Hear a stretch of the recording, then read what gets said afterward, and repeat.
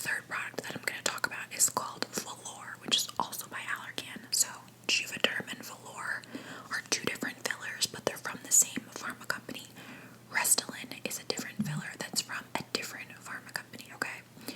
So I ended up getting Restylane, and I remember the doctor, the plastic surgeon I went to, originally told me about Restylane as well, and he told me that Restylane sometimes could give, like sometimes the younger girls wanted Restylane because it could give more of a plumpy look or whatever, which looking back, like, that's not true.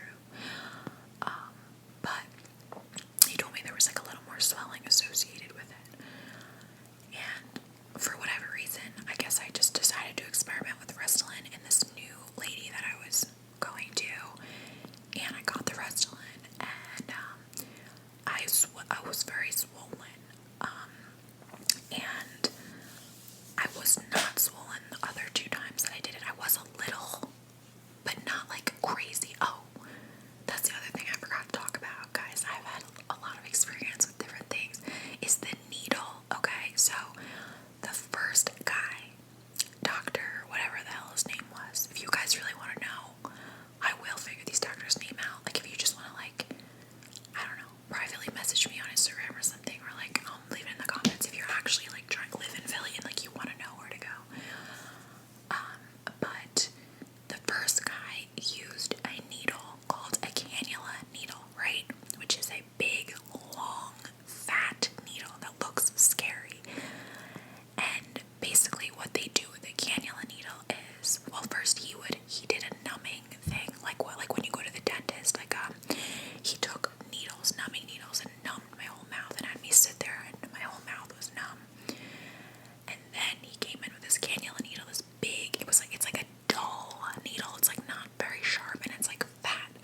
So the advantage to this cannula needle is that they only make one injection on each side, right? So they put an injection here and one here, right? So the first one, they take the needle and they go in the whole lip for up this side. They take it back down a little bit, and they without taking the needle out of your skin, they go like this and they do it in the bottom lip, right? And then they do one here, right? Same thing. They get the product and they, without taking it out, they go down and get the product. So they're not poking you with multiple pokes, right?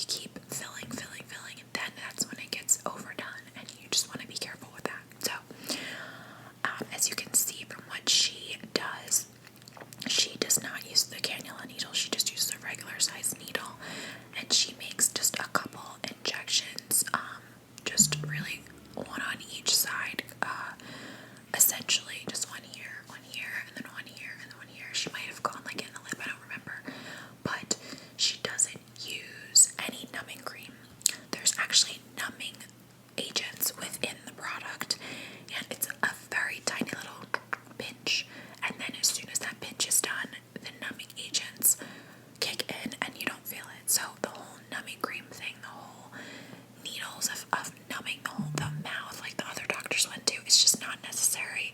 It's a mess. The numbing cream, it's a pain in the ass because then your mouth is numb for the next few hours. Also, the numbing cream fucks with the size of your lips and makes it swell on its own. So like the numbing cream would make like my lips swollen, and then like you can't really tell like what the filler is and like what's the numbing cream, and it's just like not necessary. Let alone the whole numbing with the needles, like that was just overkill. But that's just goes to show like every doctor does it differently, right? But I've been going now to the doctor that I go to for the past, like, I don't know, since at least 2018, and she's awesome, and she's very kind and very nice. She does a great job. Her office is clean and everything. I know it's the whole social distancing thing still. If you were watching this during COVID, I was the only patient in the office. She had a mask on the whole time. Whatever. Precautions were taken. So the other thing that I got done today is just some filler in my nasolabial folds. I think that's what it's called. Your smile lines, right? So I have actually gotten this done once before in 2018. So I just felt like getting my smile lines filled in a little bit, just because, you know, where I'm smiling, you get that crease, and I got it done in 2018, and then I just didn't top up on it because I, like, didn't have the money, and it wasn't anything that I felt like was, like, I seriously needed to get it done. But today, I have lost a little weight. I don't know if you guys can tell. I've lost, like, 5 pounds. I want to lose just 5 more for the summer. And I just kind of felt like, you know, I wanted to feel confident and just re-up on some stuff, and I just decided to do it while I was there because it's very subtle. So you probably, I'm absolutely positive you would have had no clue had I not told you. Basically, she just took another syringe of the same filler, which is called Velour, and popped that just like 2 little dots, just like right here, and then like I think a little under here because the line kind of goes like this, just to like help with any wrinkles there. As far as these injectables and like really what the fuck are they and what are we injecting into our body, I know that Juvederm and everything is FDA approved. It's hyaluronic acid, which is something that your body produces on its own. I'm not a doctor, but fillers have been around for many years. They're safe. I don't feel like I'm doing anything dangerous by doing it. I think that you can do your own research on that. If you have questions about it, I won't go too deep into that. If anything, Botox is a little bit scarier because Botox is like actually a toxin, and like poison. But like whatever. I don't currently have Botox, but I will get it eventually for like preventative reasons. So just like to quickly give an overview of the difference between Botox and filler. Botox is more preventative. Like Botox is going to be in the forehead. Like when you do one of these, like for these lines, for the crow's feet, whereas filler, and also kind of right in here for the angry face line. So Botox is kind of like in this area. You wouldn't get filler in your forehead, right? Filler is going to be more like the lips, the cheek fold, or like the nasolabial folds. You can get it in like your cheeks and like your chin. You can get it like under the eyes, I'm pretty sure, but you have to be really careful with getting it under the eyes because that's a dangerous area to get it. I've like heard horror stories about like somebody getting filler in their eyes and like immediately going blind, like right on the table. I don't know if that's true, but so I've heard. So, Botox freezes the muscle. So like if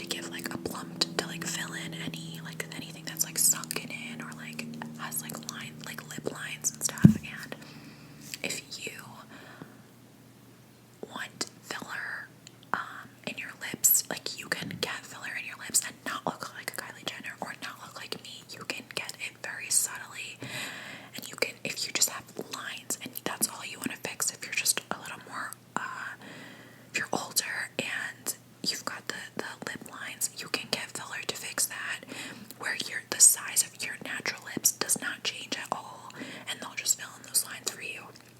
You just have to get it done a little, I guess, less often, and like they might not use the whole syringe each time you get a fill. So, fillers and Botox and things can be definitely done in a subtle way where you probably don't realize, but half the people you follow on Instagram or you know in real life, or anyone that's like in their 40s and they look really surprisingly good for their 40s, like it's maybe she's born with it, maybe it's Botox, like she's likely had a little help. That's not to take away from preventative skincare measures like sunscreen and moisturizing each night and whatever, but a lot of women definitely do these little fix-ups to their face. Now, so if you guys are, I guess I'll talk about this first. So as far as like swelling, bruising, you guys can see like I got this done 6 hours ago and 5 hours ago, 6 hours ago, and I'm good. Like I might have a little swelling later this evening or like tomorrow, but like I doubt it. When I got the nasolabial folds last time, I had a little bruise right here that appeared quickly and lasted kind of a while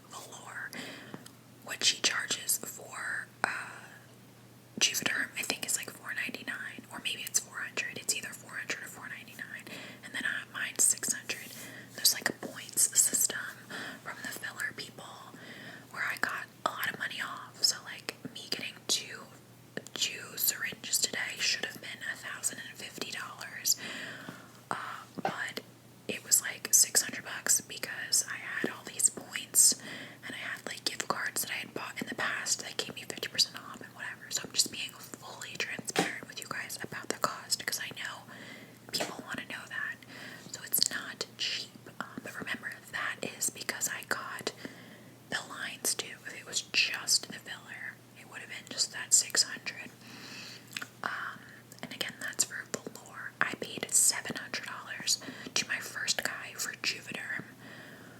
So he probably charged like $900 for velour. So, yeah.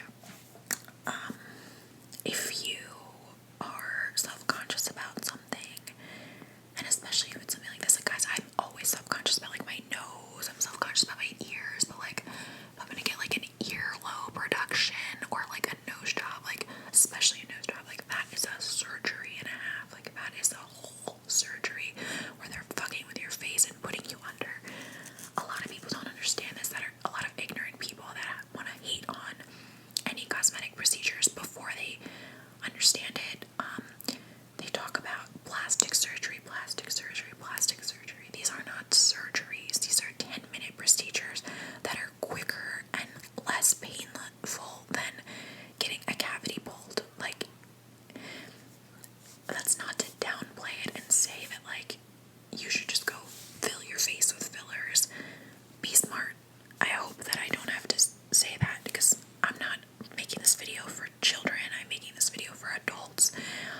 So if it really bothers you or you really feel like you want to do this, go for it. Do your research. Don't just go to like the cheapest person that will do it. If they're offering you a filler for under $300, unless you live in like Arkansas or something, I would be very concerned. I would be very weary of that. I just feel like things in like the South are like cheaper. I don't know, guys. Forgive my ignorance of using Arkansas. But yeah, just be careful. Make sure that they have their credentials. It doesn't necessarily have to be an MD. Nurse practitioners can do it too, and that bedside manner is important. So if you feel hesitant, you can also just make a consultation, just to talk to them about it first, get the vibes of the doctor, like see how they are, and you can decide from there. You don't have to make the decision that day. As far as another kind of myth to clear up, so in terms of, okay, oh, what if I get this done? I'm sorry, there's a spider web hanging from my ceiling, and that is terrifying. If you get this done, right, your lips are all full, and then you decide you don't want it anymore, are they gonna shrivel up and like flop off of your face like a friggin' whatever? No. You would have to get a lot of filler for that to happen, right? And I mean like the Ken doll, Barbie doll people that are like have mental illness and that fill their lips with 12 fillers,